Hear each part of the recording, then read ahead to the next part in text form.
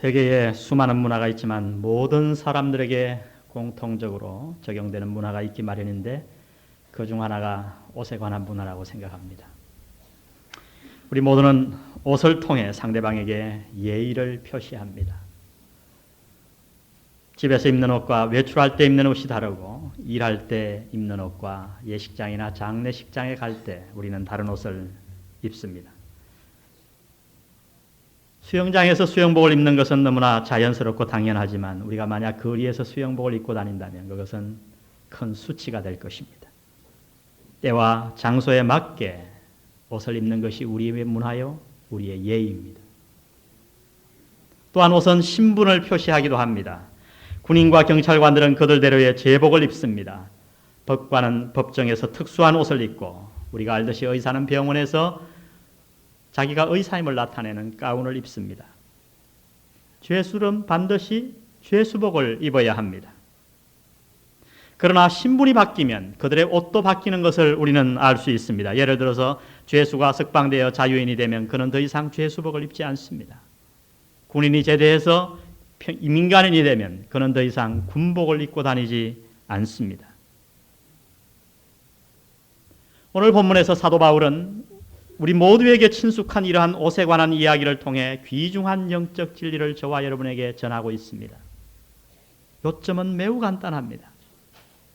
우리 모두는 예수 그리스도를 통해 새 사람이 되었습니다. 영적으로 죽어 있었는데 하나님이 은혜로 저와 여러분을 살리셨습니다.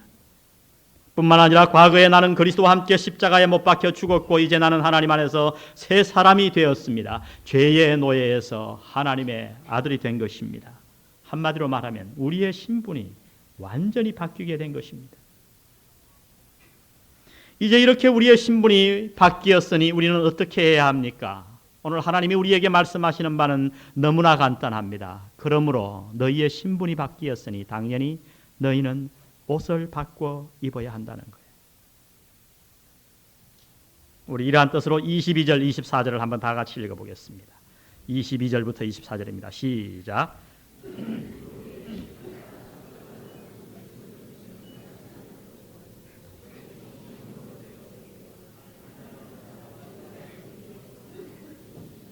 새 사람을 입어라. 이것이 오늘 말씀의 핵심이에요. 자, 우리의 신분이 바뀌었습니다. 그래서 우리는 다른 옷을 입어야 되는데 그러면 도대체 어떤 옷을 입어야 한단 말입니까? 그 입어야 할 옷에 대한 설명이 25절부터 32절까지 자세하게 오늘 본문에 나타나 있습니다. 특히 오늘 저희들은 새해 첫 주일 예배를 주님 앞에 드리고 있습니다. 이 새해에 우리가 마땅히 새해를 시작하면서 어떤 옷을 버리고 어떤 옷을 이제 입어야 하는지 오늘 본문을 통해서 자세히 한번 공부해 보기를 원합니다. 먼저 우리는 이 새해에 거짓을 버리고 참된 것을 말해야 한다고 말합니다. 거짓을 버리고 참된 것을 입어야 된다고요. 세 절 말씀에서 그것을 강조하고 있는데 25절과 약간 떨어져서 29절, 30절 이 세 절이 오늘 우리에게 이런 말을 합니다. 너희는 이제 거짓을 버리고 참된 것을 말하고 입으라고요.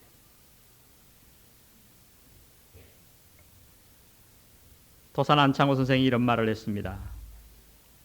우리 국민이 가장 시급히 해결해야 할 과제는 경제의 부흥이 아니라 신용의 회복이다. 여러분 당시 우리나라가 얼마나 가난했습니까? 그때에. 그러나 도산 안창호 선생은 그 가난보다도 더 극복해야 할 것이 무엇인가? 우리 국민의 정직성이라고 이야기하고 있습니다. 그래서 그는 이렇게 이야기했습니다. 종종 꿈에서라도 우리 거짓말하지 말자. 우리 국민들이 얼마나 거짓말을 많이 했으면 그렇게까지 강조했겠습니까? 여러분 우리 국민성 속에 거짓말하는 습관이 많음을 우리는 자복해야 합니다.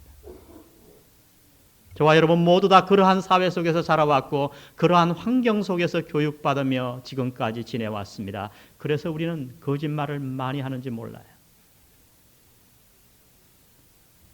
2000년도 우리 국민들의 고소 고발 사건은 약 60만 건이라고 통계청에서 기록하고 있습니다. 가히 고소 공화국이라고 할 만합니다. 60만 건. 여러분 그러나 같은 해에 일본의 고소 사건은 얼마인지 아세요? 12,000건이었어요. 일본의 인구가 우리나라의 3배인 것을 감안한다면 일본의 고소사건보다 우리나라의 고소사건은 약 150배가 많은 것입니다. 근데 더 놀라운 것은 일본의 이 12,000건의 고소사건 가운데 대부분은 폭행사건이었어요. 어쩔 수 없이 고소한 것이었습니다. 그러나 우리나라의 고소사건의 52%는 사기사건이었습니다. 거짓말 때문이었습니다. 그 가운데 무고가 절반을 넘었습니다.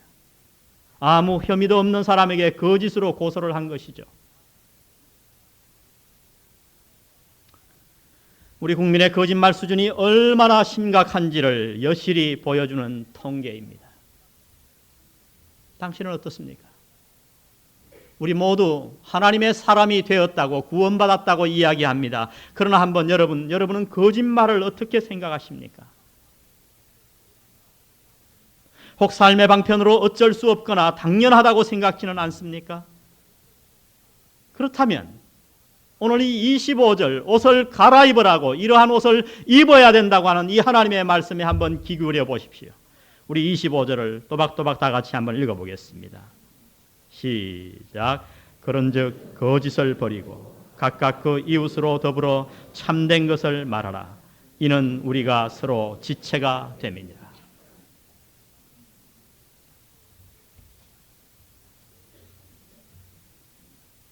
오늘 이것이 참 하나님의 말씀이라고 믿는다면 우리는 이제 이 새해에 거짓을 벗어야 할 줄로 믿습니다. 이는 우리가 지체가 됨이니라. 특별히 교회 안에서 우리는 거짓말을 하지 말아야 된다고 말씀합니다. 이는 우리가 지체가 되기 때문이다. 이 구절을 해석하면서 크리소스톰이라고 하는 이 성경 해석학자는 이런 예화를 들었습니다. 만일 말이죠, 눈이 발에게 거짓말을 하면 어떻게 되겠느냐는 거예요. 자, 눈이 길을 갑니다. 발이 걸어가요. 근데 눈이 딱 보니까 앞에 낭떠러지가 있는 거예요. 근데 눈이 그 낭떠러지를 보고 거짓말을 합니다. 괜찮아, 평지야, 아스팔트야, 걸어가. 그럼 어떻게 됩니까? 그 몸은 죽습니다.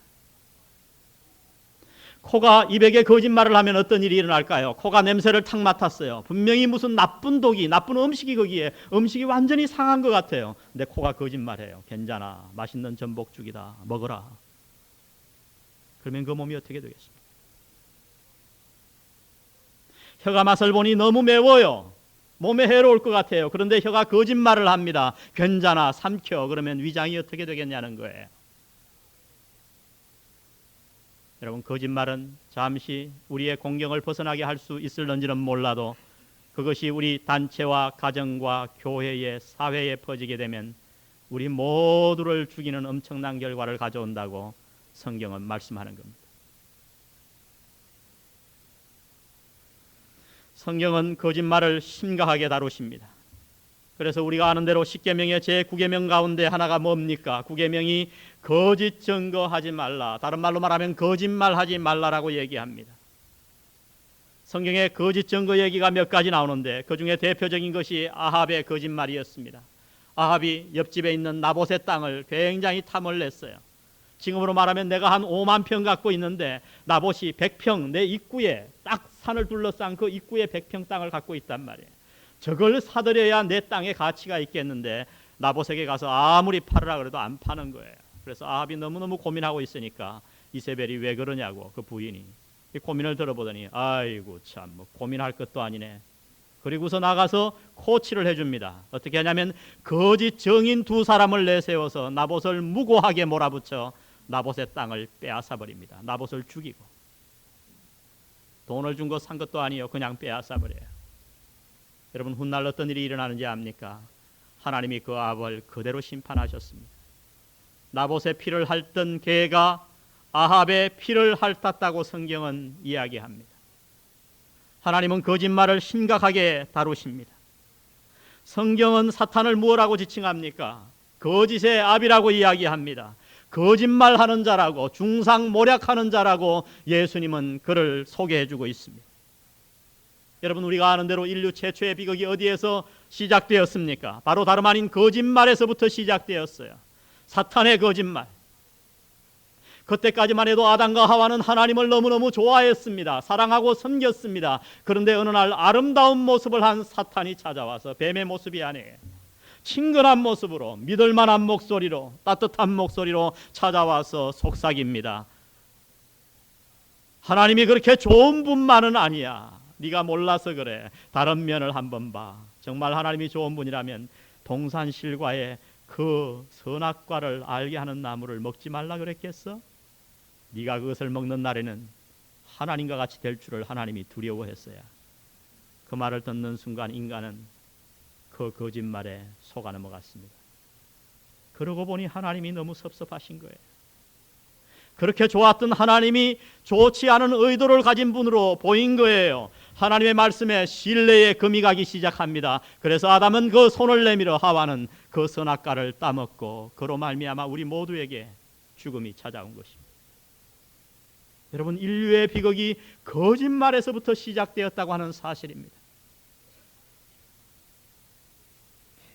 언제나 조용히 다가와 나를 파괴하는 자를 조심해야 합니다. 우리는 그런 습성이 있어요. 거짓말을 잘하는 사람들은 조용히 다가와 아름다운 모습으로 다가와 내 마음에 풍랑을 던지는 거예요. 사탄이 그렇게 하는 것입니다.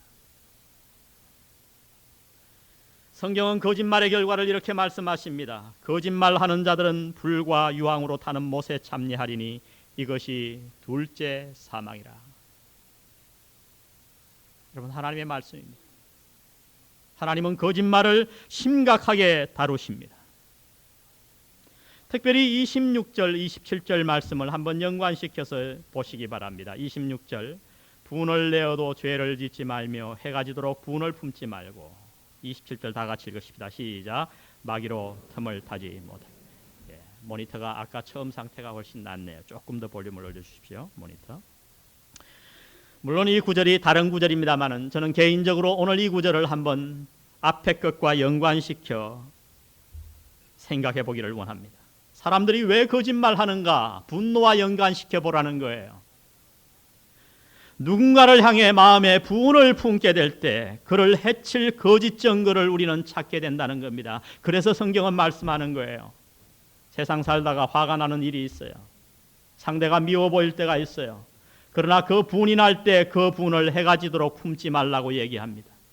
특별히 그 분을 계속해서 품게 되면 그 사람을 해칠 방법을 찾게 됩니다. 수단과 방법을 가리지 않고 드디어 우리는 거짓 증거를 하게 된다는 거예요. 사실을 왜곡시킵니다. 과장시킵니다. 그 사람을 나쁘게 남에게 설적 얘기를 던집니다. 사탄이 틈을 타는 것입니다. 저는 우리의 인간관계가 이렇게 파괴되는 것을 수없이 목회하면서 보아왔습니다.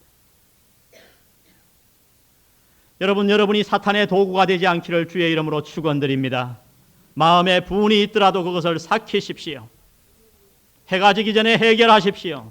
사탄이 여러분을 도구로 사용하지 못하도록 여러분 인생을 철저히 막으셔야 합니다. 그렇지 않으면 여러분은 하나님의 도구가 아닌 사탄의 도구로 전락해 버리는 것입니다. 그러면 우리는 도대체 어떤 말을 해야 합니까? 29절을 보십시오. 이렇게 말씀하십니다. 무릇 더러운 말은 너희 입 밖에도 내지 말고 오직 덕을 세우는 데 소용되는 대로 선한 말을 하여 듣는 자들에게 무엇을 끼치게 하라? 은혜를 끼치게 하라. 덕을 세우는 데 소용되는 말이라면 어떤 말이라도 선한 말을 해서 은혜가 되는 말을 하라고 얘기합니다. 한 개인에게 은혜가 되는 말, 내 가정에 은혜가 되는 말, 교회에 은혜가 되는 말만을 하라고 말씀하는 겁니다. 베드데이라고 하는 사람은 이런 말을 했습니다. 만일 누군가에게 다른 사람에 관해 이야기하고 싶은 마음이 생기거든 3개의 문을 반드시 통과하라. 첫 번째 문은 사실의 문입니다. 그것이 사실인가? 여러분, 다른 사람에 관해 이야기할 때 문을 통과해야 돼요. 그것이 사실인가? 두 번째는 내가 그것을 말하는 것이 필요의 문입니다. 내가 그것을 말할 필요가 있는가? 마지막 세 번째 문은 유익의 문입니다. 내가 이것을 말하는 것이 나와 그 사람과 모든 사람에게 유익한가?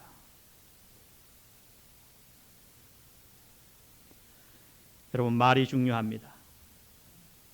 성경은 말을 얼마나 강조하는지 몰라요. 말이 바뀌어야 새 사람이에요. 저는 그래서 목회 철학을 아예 세웠어요. 저는 그 사람의 말을 봅니다. 교회에서 목자와 앞으로 직분자를 세울 때 저는 내 목숨을 걸고 한 가지는 지킬 겁니다. 그 사람의 말을 보겠습니다. 이것은 우리 교회가 나가야 될 방향입니다. 모든 면에 다 헌신되고 봉사한다고 해도 말을 다스리지 못하면 그 사람의 신앙 인격은 아직 하나님의 수준이 평가할 때 아닌 것입니다. 옷을 갈아입지 못한 것입니다. 그래서 야고보서 3장 6절은 이렇게 말씀합니다. 혀는 곧 불이요 불의의 세계라. 혀는 우리 주체 중에서 온 몸을 더럽히고 생의 바퀴를 불사르나니 그 사르는 것이 지옥불에서 나느니라. 어떻게 더 확실하게 이야기할 수 있겠습니까? 자문은 혀를 잘 제어하는 사람은 큰 성을 쳐서 빼앗는 용사보다 낫다 말씀하십니다. 마태복음 12장에서 예수님은 사람이 무슨 망언을 하든지 심판날에 이로 인하여 신문을 받으리니 내 말로 의롭다함을 받고 내 말로 정죄함을 받으리라고 우리를 경고하십니다. 여러분, 심판날에 무엇이 우리를 심판하는지 아세요? 여러분이 이 땅에서 사용했던 모든 말로 인해, 행동도 중요하지만 말로 인해 예수님이 저와 여러분을 심판하실 것이라고 말씀합니다. 바울은 로마서 3장 13절에서 거짓말하는 사람의 입에는 쉬지 아니하는 악을 발하나니 저의 목구멍은 열린 무덤과 같고 그 혀로는 괴유를 베풀며 그 입술에는 독사의 독이 있도다. 우리가 거짓말하는 것은 내 입에서 독사의 독을 내는 것입니다. 괴유를 내는 것입니다. 열린 무덤을 뱉는 것입니다. 다른 사람을 죽이고 내 인생을 죽이는 것이라고 하나님은 말씀해 주십니다. 오늘 특별히 우리가 주목해 보아야 할 한 구절이 있습니다. 30절입니다. 다 같이 한번 읽어보겠습니다. 시작. 하나님의 성령을 근심하게 하지 말라. 그 안에서 너희가 구속의 날까지 인치심을 받았느니라. 성경 해석학자 가운데 어떤 사람들은 이 30절을 오늘 모든 문맥에 적용시키는 사람이 있는가 하면 많은 성서학자들은 그러나 이 30절을 특별히 29절 앞에 바로 갖다 붙입니다. 저도 역시 거기에 동의합니다. 거기에는 그만한 헬라어의 문장 구조 때문입니다. 성령이 어떤 때에 근심하는가? 여러분, 우리 안에 있는 하나님의 성령이 슬퍼한다고 얘기합니다. 이 근심한다고 하는 얘기를 찾아보니까 다윗이 압살롬 아들을 잃고 나서 통곡하면서 근심하는 그 단어를 썼더라고요. 성령이 어느 때에 근심하는지 아십니까? 우리가 구원받고 나서 계속해서 우리의 말을 잘못 사용할 때, 선한 말을 하지 아니하고 악한 말, 더러운 말, 거짓말을 우리의 입에서 뱉어낼 때 성령님은 우리 안에서 근심한다 말씀하십니다. 여러분, 2004년 새해에 우리 하나님의 옷을 갈아입기를 주의 이름으로 축원드립니다. 여러분, 누구라서 완전하겠습니까? 저도 이 모든 말씀을 쭉 보며 내 자신을 돌아봤어요. 저도 한국에서 어릴 때부터 자라난 사람이에요. 내 습관 속에 과거에 거짓말이 있었더라고요. 거짓말하지 않고 살기가 힘든 사회가 한국 사회예요. 그래도 미국은 조금 더 나아요. 거짓말하지 않고도 살 수 있어요. 살기가 쉬워요. 그러나 여러분, 우리에게 고난이 찾아온다고 해도, 내게 불이익이 찾아온다고 해도 오늘 우리 이 옷을 갈아입으십시다. 여러분, 이 사회를 우리가 누가 구원하겠습니까? 정치인들을 우리는 다 신용하지 못한다고 얘기합니다. 그들의 말을 믿을 수가 없습니다. 여러분, 거짓말이 횡행하는 이 사회에서 오늘 우리의 자녀들은 또 자라고 있습니다. 우리의 사회가 이렇게 된다면 우리는 언젠가 멸망받을 것입니다. 우리 이 고리를 끊고 이 사회를 구원하기 위해서 여러분 스스로가 먼저 하나님 앞에서 거짓을 버리고 앞으로 참된 것을 말하는 놀라운 옷을 갈아입으시기를 주의 이름으로 축원드립니다. 두 번째, 이 새해에 우리가 입어야 할 것은 도적질하지 말고 수고하며 주는 자가 되는 것입니다. 도적질하지 말고 수고하며 주는 자가 되라. 28절 보세요. 도적질하는 자는 다시 도적질하지 말고, 중요한 것은 현재 시제로 썼어요. 그 당시 에베소 교회에 이런 일이 일어나고 있었다고 하는 겁니다. 돌이켜 빈궁한 자에게 구제할 것이 있기 위하여 제 손으로 수고하여 선한 일을 하라. 오늘 이 도적질은 꼭 남의 집에 들어가서 남의 물건을 가져오는 도적질만을 얘기하는 것은 아닙니다. 특별히 현대사회에서 보면 여러 가지 도적질이 다양하게 교묘하게 우리 삶에 파고들 수 있다고 저는 생각합니다. 예를 들면 종업원이 고용주에게 이렇게 도적질할 수 있습니다. 회사 물건을 슬쩍 갖고 오는 거죠. 그리고 일할 시간에 딴짓을 하고 노는 거죠. 그것은 시간을 도적질하는 것입니다. 미국에 가보면 이것이 얼마나 철저하게 지켜지는지 몰라요. 저는 청소를 해봐서 알아요. 한국 사람들과 같이 청소를 하고 미국 사람들과 같이 청소하면요, 미국 사람들은 하루 4시간 청소면 절대 의자에 앉지 않아요. 그 4시간 동안 중간에 휴식 시간 10분 있으면 자기 일하고 화장실 가고 앉고. 근데 우리는 어떤지 아세요? 어쨌든지 하여튼 중간에 눈만 돌리면 앉고. 우리는 돈 내기를 좋아해서 4시간짜리면 20분에 다 해치우고 나머지는 놀려고 합니다. 그것 때문에 늘 미국 사람과 부딪혀요. 제가 목회하고 있는데 한 분이 하루는 교회에 휴지를 한 박스 갖고 왔어요. 교회가 잘 나누었었습니다. 그 다음엔 우리 집에 한 박스를 갖고 왔어요. 그러자 제가 궁금한 생각이 들어서 물었어요. 집사님, 이 휴지가 도대체 어디서 난 겁니까? 앞만 봐도 상표도 없는데 산 것도 아닌데. 뒤통수를 긁으며 하시는 말씀이, 제가 큰 빌딩을 청소를 하는데 휴지가 좀 남아서. 여러분, 그것이 우리 마음이에요. 우리의 습성이에요. 성경은 정확하게 그것을 도둑질이라고 이야기합니다. 종업원이, 고용주가 종업원에게 도둑질을 할 수 있습니다. 정당한 대가를 주지 않는 거죠. 노동을 착취하는 것이죠. 그것을 성경은 도둑질이라고 얘기합니다. 여러분, 오늘 본문이 강조하는 중요한 것은 일이나 직장이나 장사를 하거나 사업을 하거나 그 목적이 무엇이냐 하는 거예요.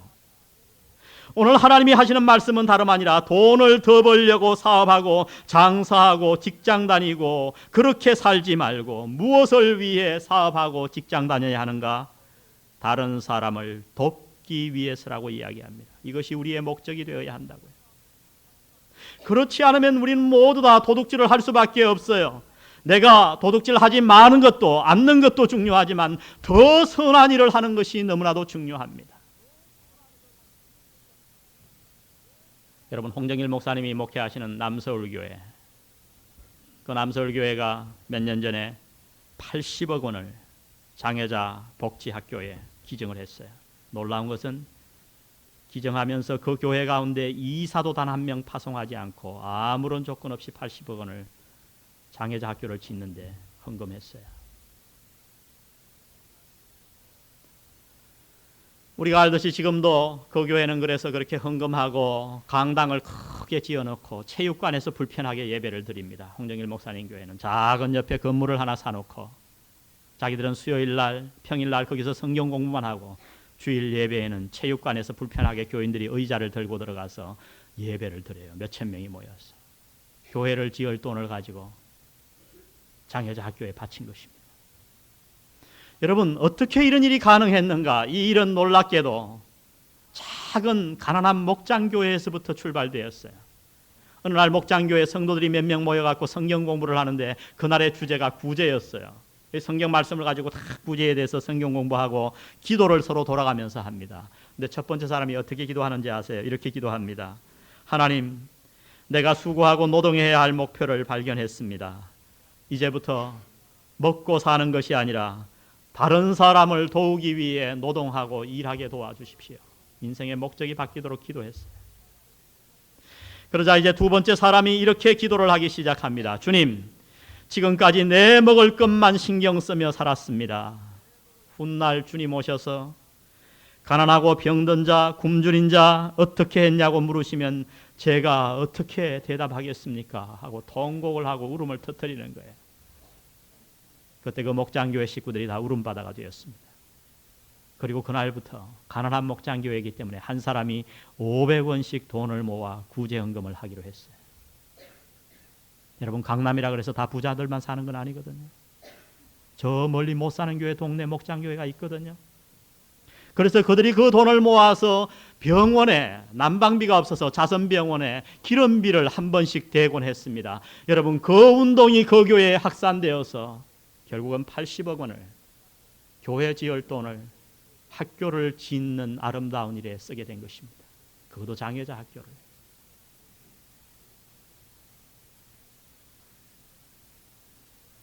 먹고 살기 위해 사업하고 일하지 마시고 남을 돕기 위해 일하시기를 주의 이름으로 축원드립니다. 쌓아놓기 위해 사업하지 말고 구제하여 선한 일을 하기 위해 사업을 하시기를 바랍니다. 여러분, 인생이 얼마나 짧습니까? 여러분, 돈을 쌓아놓으면 하루에 6끼를 먹겠습니까? 하나님을 위해 쓰시기 바랍니다. 퍼내는 곳에 더 많은 샘물이 모이듯이 여러분이 남을 돕기 시작하면 하나님이 놀랍게 여러분을 축복하실 거예요. 경제가 어려워지면서 사람들이 인색해지기 시작합니다. 잘못된 거예요. 한국 경제가 살아나기 위해서는 더 퍼내야 합니다. 남을 도와주어야 합니다. 미국에 하디라고 하는 사학가가 있었습니다. 사업이 굉장히 어려워졌어요. 경제가 어려워져서. 그랬더니 어느 날 직원들을 다 모아놓고 이 하디가 자기 재산의 10분의 1, 사업 자금의 10분의 1을 교회에 바치겠다고 얘기했습니다. 그때 가까운 측근들이 이렇게 얘기합니다. 아니, 사장님, 지금같이 어려운 때에 사업이 어려운데 어떻게 10분의 1을 교회에 드린단 말입니까? 말도 안 됩니다. 그때 이렇게 얘기했습니다. 하디는 나는 지금 헌금을 하는 것이 아니라 도적질한 것을 갚는 것입니다. 그런 그때까지 하나님 앞에 11조를 도적질했던 것입니다. 사업이 어려워질 때 그것을 깨닫고 어렵지만 하나님 앞에 11조를 돌려드린 것이에요. 도적질하지 말며 현재 시제입니다. 여러분, 에베소 교회에 도적질하는 사람이 있었다면 오늘 영안교회에, 현대교회에 없겠습니까? 하나님의 것이든 내 이웃의 것이든 도적질하지 말고 앞으로 남은 생 선한 일을 하기 위해 노동하고 애쓰는 여러분 되시기를 주의 이름으로 축원드립니다. 새해에 우리는 어떤 옷을 입어야 합니까? 참된 것을 버리고 거짓을 버리고 참된 것을 말하는 옷을 입어야 합니다. 두 번째로 우리는 도적질을 버리고 선한 일을 하는 옷을 입어야 합니다. 마지막 세 번째 이해에 우리가 입어야 할 옷은 불친절과 악독을 버리고 사랑 가운데서 행해야 합니다. 불친절과 악독을 버리고 사랑 가운데서 행해야 합니다. 31절을 보십시오. 너희는 모든 악독과 노함과 분냉과 떠드는 것과 회방하는 것을 모든 악의와 함께 버리고. 오늘 제가 이 단어들을 하나하나 좀 시간이 가지만 연구해 봤어요. 그랬더니 우리나라 말에 번역된 것보다는 더 깊은 의미가 있더라고요. 악독은 뭐냐 하면 날카로운 마음과 예리한 혀예요. 늘 남을 비판하고 다니는 사람을 특별히 말에다 또 초점을 맞췄더라고요. 악독입니다. 노함과 분냄은 똑같은 말 같지만 틀리더라고요. 노함은 뭐냐 하면 격분하는 거예요. 아주 격분하는 거예요. 확 하고 떠는 거죠. 근데 분냄은 뭐냐 하면 뿌리 깊은 적대감이에요. 그 분을 품는 겁니다. 그래, 두고 보자. 차라리 노하는 게 나아요. 앞에 가서 확 하고 물론 마음에 상처가 되니까 안 되겠죠. 그리고 나는 뒤끝이 없어. 여러분, 그것도 잘못이지만 그것보다는 겉으로 노하지 않는데 마음의 분을 품는 거예요. 분냄입니다. 떠드는 것과 해방하는 것도 다르더라고요. 떠드는 건 뭐냐 하면요, 흥분한 사람들이 소리를 지르며 막 싸우는 거예요. 이 부산 사람들 특히 목소리 크잖아요. 막 소리를 지르는 거예요. 그것도 성경은 잘못된 삶이라고 얘기합니다. 그런데 회방하는 건 뭐냐 하면요, 당사자가 없는 데서 그 사람을 비방하여 그의 명성을 손상시키는 거예요. 회방하는 것. 다 상대를 공격하기 위한 마음들이죠. 마지막 악이 다른 사람에게 해를 입히려고 하는 마음 혹은 의도입니다. 늘 기회를 엿보는 거죠. 저놈이 나를 이렇게 했어? 그래, 두고 보자. 기회를 보는 겁니다. 이것을 하나님은 오늘 우리에게 이렇게 말씀하십니다. 그것을 버리라고요. 아멘. 새해에 이것을 버리십시다. 하나님 앞에서 버리십시다. 그 31절과 대조해서 32절을 우리 다 같이 한 목소리로 읽어보겠습니다. 시작. 서로 인자하게 하며 불쌍히 여기며 서로 용서하기를 하나님이 그리스도 안에서 너희를 용서하신과 같이 하라. 이렇게 살라는 겁니다.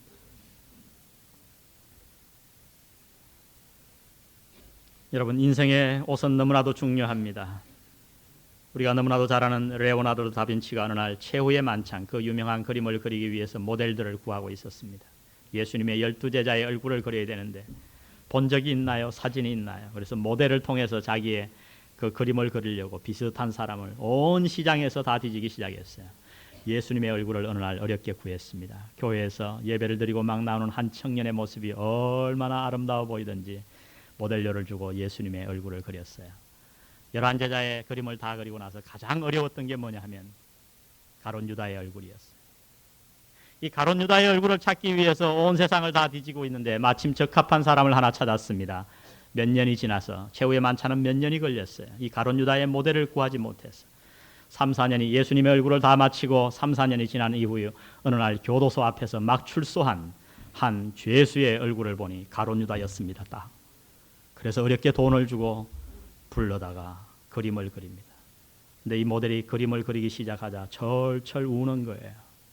왜 그러냐고. 그랬더니 그 모델이 이렇게 얘기했습니다. 제가 지어낸 얘기가 아니에요. 레오나르도 다빈치님, 제가 누군지 아세요? 모르겠다고. 나 처음 보는 사람인데. 제가 바로 그 4년 전 예수님의 모델을 당신에게 했던 사람입니다.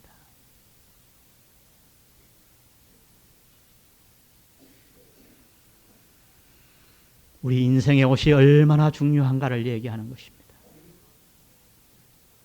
매일 내 마음에 떠오르는 거짓말과 악의와 악독과 회방과 잘못된 마음을 우리가 다스리지 못하고 방탕의 사탄의 도구로 우리를 내어놓으면 오늘 우리의 삶에 이러한 결과가 따를 수밖에 없다고 말씀하는 겁니다. 당신의 영혼의 옷은 어떻습니까? 결혼식장에 모두가 양복을 입고 예복을 입고 참석했는데 여러분 혼자 흐름한 노동옷을 입고 그 자리에 왔다면 모르고 얼마나 창피할까요? 예배드리러 모두가 이렇게 아름다운 옷을 입고 왔는데 여러분 수영복을 입고 이 자리에 잘못 알고 참석해 앉아있다면 여러분의 수치가 어떠할까요? 예수님은 마지막에 이런 심판이 있을 거라고 얘기합니다. 어린 양의 혼인잔치에 옷을 잘못 입은 사람을 예수님이 골라내십니다. 그리고 그들을 밖에 쫓아내어 울며 이를 갈미 있게 하라고. 여러분 구원받으셨습니까? 그렇다면 이 새해에 우리 모두 이 하나님이 말씀하신 옷을 갈아입으십시다. 아멘. 저도 부족하고 여러분도 다 부족합니다. 이 말씀은 누구를 한 사람을 향한 말씀이 아니라 우리 모두를 향한 말씀이에요. 저는 이 설교를 어젯밤 준비하면서 이렇게 기도하고 나왔어요. 하나님, 이 말씀을 들은 이후에 이 한 해가 우리 모든 교회의 성도들의 삶이 달라지기를 원합니다. 우리 훗날 과거는 어떻더라고 다 잊어버리세요. 지난 한 해 내가 어떻게 말했는가 그것은 중요하지 않습니다. 다 끊어버리세요. 인연을 끊어버리세요. 과거를 절단하세요. 이 새해 첫 주일날 지금이 중요합니다. 우리 한번 오늘 이 하나님의 주신 이 옷을 갈아입고 놀랍게 하나님 앞에 영광 돌리는 영한 성도들 되시기를 주의 이름으로 축원드립니다. 우리 다 같이 자리에서 한번 일어나셔서 기도하겠습니다.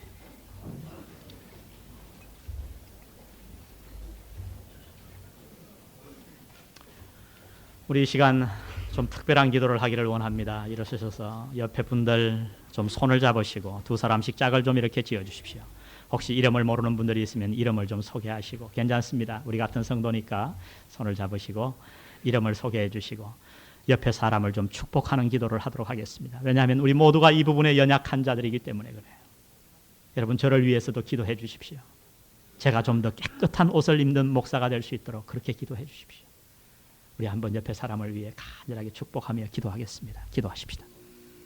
아버지 하나님, 오늘 이 말씀 앞에 우리의 마음을 엽니다.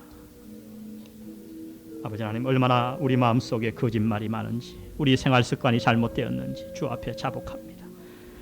주님, 이대로는 주님 천국에 합당하지 않은 삶임을 주 앞에 자복하오니 아버지 하나님, 우리를 뜨겁게 하시고 사랑하는 성도들의 손을 붙잡고 기도하는 이 기도를 들어 주옵소서. 사랑하는 영한 성도들이 이 말씀을 듣고 새롭게 되며 2004년 새해 다시 일어나 놀랍게 성장하여 우리의 삶이 하나님 앞에 합당한 삶이 되도록 아버지 하나님, 저들을 도우시고 성령께서 역사하여 주시옵소서. 참된 것을 말하게 도와주시옵시고 아버지 하나님, 선한 일을 하게 하시고 사업과 장사와 모든 우리 인생의 목적이 남을 돕는 아름다운 목적이 되도록 주님 도와주옵소서. 주님, 우리 안에 놀라운 옷이 탄생하기를 원합니다. 하나님 앞에 구원받은 자다운 옷을 입고 남은 생애를 살아가는 저희 영한 성도들 되게 아버지 하나님, 우리를 축복하여 주옵소서. 우리를 도우시옵소서.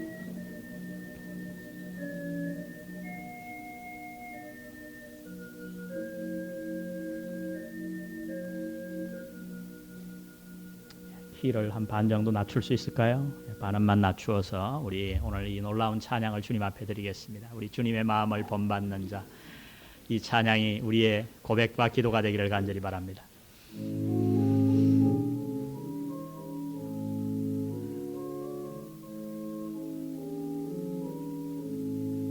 주님의 마음을 본받는 자, 그 맘의 평강이 찾아오면 연약한 세상을 이길 힘이 하늘로부터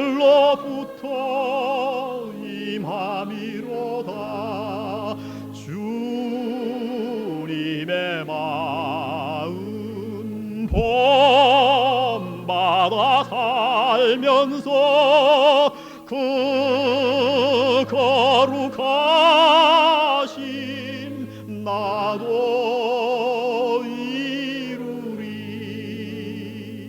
주 모습 내 눈에 안 보이며 그 음성 내 귀에 안 들려도 내 영혼 날마다 주를 만나 신령한 말씀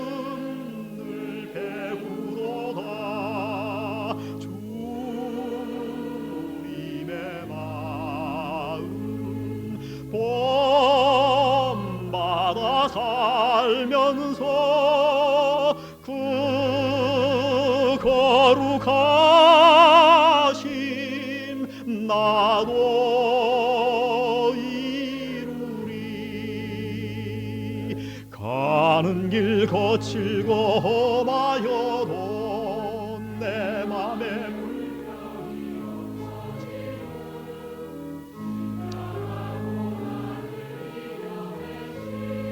주님의 마음 본받음이라. 주님의 마음 본받아 살면서 그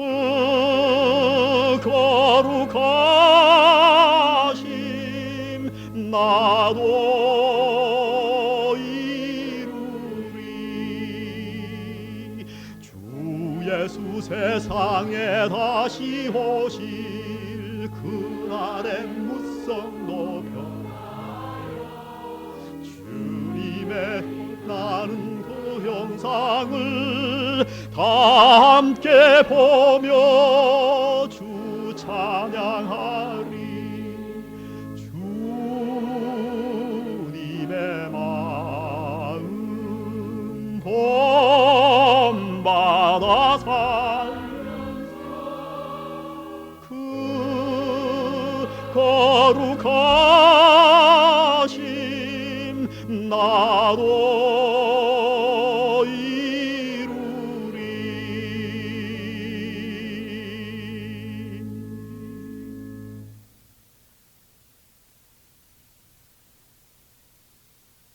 아버지, 이 새해에